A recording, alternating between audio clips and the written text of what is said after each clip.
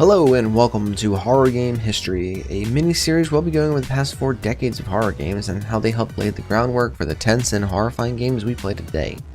This is the second episode in the series, so here's a card with a link to the first episode. And today we're taking a look at the 1990s, a time where slashes filled the screen and 16 bits evolved into polygons. First up, we've got a pair of PC games, Seventh Guest and The 11th Hour.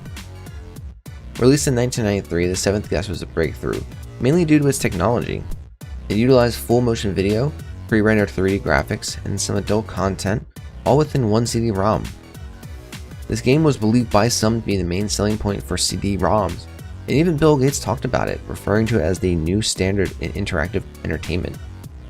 Following Ego, you awaken in a deserted mansion, again with the mansions, and wander around as you experience flashbacks of the mansion's past. Previously, 6 guests were invited to the mansion, owned by a doll maker named Staff, and as the night progressed, the guests met an untimely fate. With an interesting twist and story, I really don't want to spoil too much of the game and instead recommend you give it a try yourself. The 11th Hour is a sequel to The 11th Guest and was released in 1995. It takes place 60 years after the events of the first game. A crime scene TV show producer visits the Staff mansion in an attempt to discover what happened behind the gruesome murders. Darker plot lines and even more blood is shed as the investigation uncovers more missing persons and even the mansion's child. Originally, the game had an even darker tone with some R-rated motion videos, leading to a lot of rumors surfacing that there exists an uncut director's version.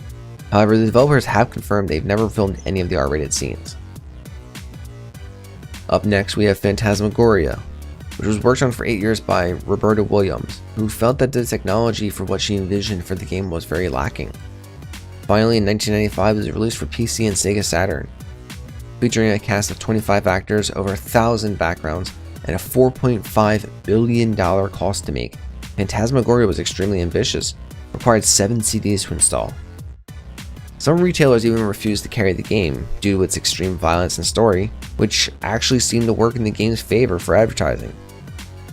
Phantasmagoria tells us a tale of a couple who move into a remote mansion, get possessed by a murderous ghost, and the power of love. I mean axes. Finally, moving away from mansions and onto an entire town, Harvester came out for PC in 1996. The town of Harvest seems nice, but the inhabitants all worship the Order of the Harvest Moon. Forced to join a cult, Steve starts to dig around the weirdness of Harvest. Mayhem and mutilation abound as Steve fights for answers and finds more than he bargained for. Upon release, the game was a commercial failure, only gaining interest later on as a cult following, as many consider video games too violent of a media. Okay, here's the script. We got another mansion story. Oh, come on, another mansion story? Can we please stop with this stuff? Oh, wait. Oh, sweet. Resident Evil.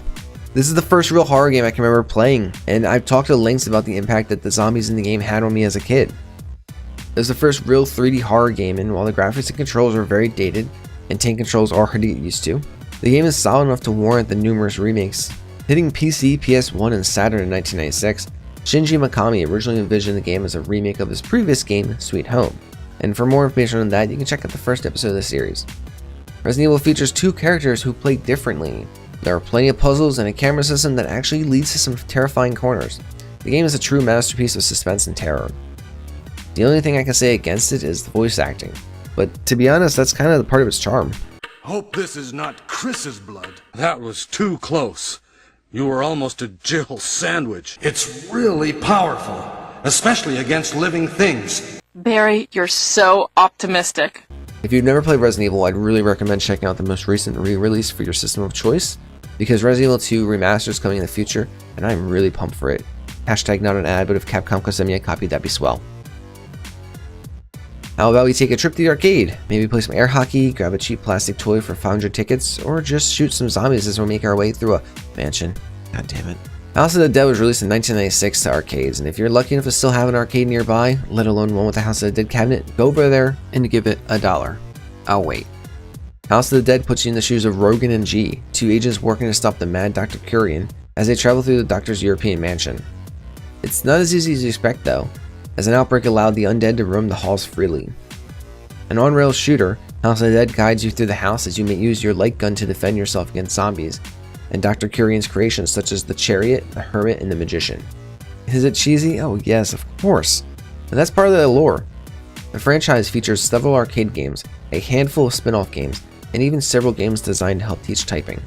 Oh, and there was also a movie, but we're not going to really talk about that because it's something you may actually be noticing about this video is I've been focusing on PC games primarily this part, and that's because that was how I played games during the 90s. My friends all had consoles, but I grew up taking apart computers and working with them, so I pretty much stuck with what I knew. I probably missed a few games, but if you know of any 90s horror games you like, let me know in the comments down below. Continuing on, we leave a mansion in the dust and take a look at Sanitarium, released for PC in 1998. A point-and-click style adventure game, it takes you through a trip between otherworldly locations, a demented circus, a freaky town, and an alien hive are just a few of the worlds that Max travels to. Each trip seems to deliver more information about the asylum that Max woke up in, along with more information about himself and the head of the asylum, Dr. Morgan. We wrap up the 90s with another monumental game, and if I had to select one series that really shaped the style of game I enjoy, it would have to be Silent Hill. Released in 1999, Silent Hill features psychological horror rather than conventional scares. The view distance is low during most of the game, so you never know what will appear from the darkness, and the main character Harry utilizes everyday objects as weapons against the monsters, as well as the occasional gun. Sprinting is limited, and even the HUD is very minimal, instead keeping all information within menus. Harry investigates the town, collecting keys and solving puzzles, in search of his daughter after a car accident on the way to Silent Hill. He encounters monstrous dogs, a cult, a girl with reality warping powers, and a few backstabs here and there. The fog-coated town returns for several sequels across many platforms, and a reimagining of the first game was released for the Wii and PS2 called Shattered Memories. Although there were some changes made to the story, instead of featuring a corrupted otherworld, instead shows Silent Hill as a frozen wasteland. The movie adaptation released in 2006 took aspects of the first 4 games and worked it into its own story. And that's it for the 90s. Like I said before, if you got something you want to share about 90s horror games, please leave it in the comments down below. If you like horror gameplay videos, why not subscribe to the channel where I release 10 episodes of horror games a week. And I hope to see you all in the next week's episode where we'll talk about the impact that Y2K had on gaming. As always, have a great day, and remember to burn bright.